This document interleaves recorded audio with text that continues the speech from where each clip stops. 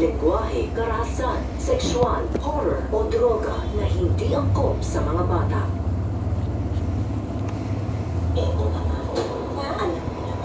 Nakita niyo ba si Chip? Oo, bakit? Laki ng tiyan mo, ang buntis!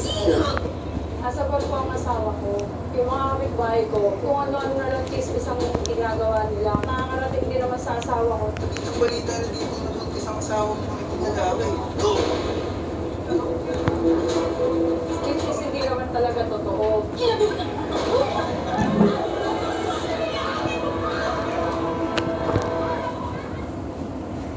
Latest chismax.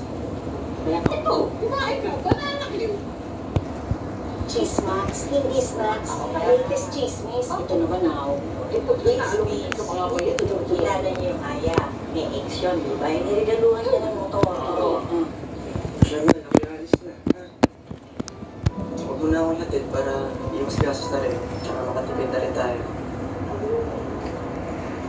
Silid ka lang naman doon, di ba? Balik ka rin agad. Oo naman. Huwag ka naman makatang ganyan. Mahihirapan ako sa barko niyan pag nakikita ng malungkot. Ayan, ganyan. Siguro ka. Sunod mo pa ganyan sa phone. Ayun, sa kanto. Yan ang latest. O, di ba? Parang isang pamilya na naman dito sa barangay natin ang aahon sa kahirapan. Sana all. Ay, hindi ka sure. Yung iba mas nababaw sa Totoo yun yan, o. Chip, huwag ka nang malungkot. Kasamahan naman dito sa bahay habang wala si Buboy. Diyan na, ikaw na bahala sa kumarin mo, ha? Promise, Buboy. Basta, hindi mo kakalimutan yung pasalubong ko, ah. Magdadala ako ng maraming tsokolate. Promise. Ako, ito lang ang balita. Naku, eh, mukhang ngayon pa lang ipauna sa utak ng mga yan. Ano ka mo? Uy, Balita. Uy, ang laki ng sweldo sa barko. Mga asang kapuntunan. Ikaw lang yung asawa ko, Simon. Sana all. Sana all. Sana all, Betty. Pero, hoy, ang sabihin nyo, ang malas ni Buboy sa asawa. Aboy, sa itsura pa lang yung si Chip, oh. Tingnan mo ha. Mukhang maglalandi kapag nawala ng asawa. Tumaya na lang kayo sa akin ang swerte niya ng mga buhay ninyo. Dali na. Ay, ba't ko nagagalit? Kayo mo bang kami? O, eh, napalisa na. Kunyari din natin masyado dating niya. Kantin umalis na. Oo, syempre, umaati muna yung nalilong ko. Tsaka kayo. Aray! Ang galikot mo kasi. Hindi kaya, tahan-tahan naman.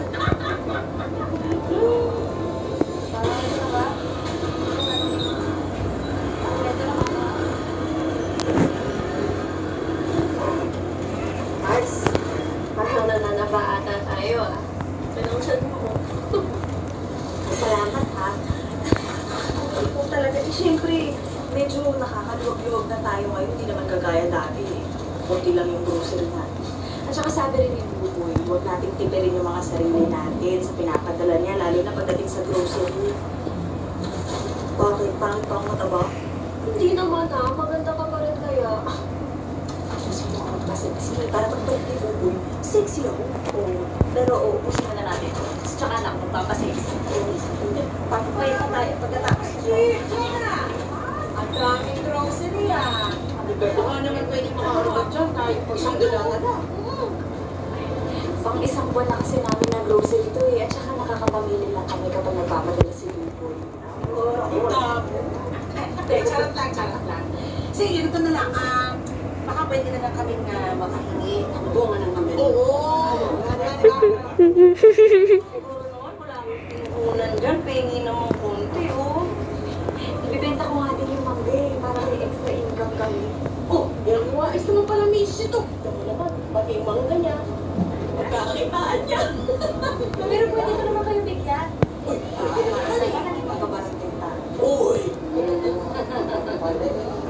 Ay, pero teka, parang medyo napansin ko, lumalaki yung tiyan mo. Di ba? Oo. Ayun, nabigal doon. Hindi, napaparami lang kasi. Oh, extra na. Iba na talaga kapag mister mo isipan. istorbohin, hindi ba? Hindi ba? Ano na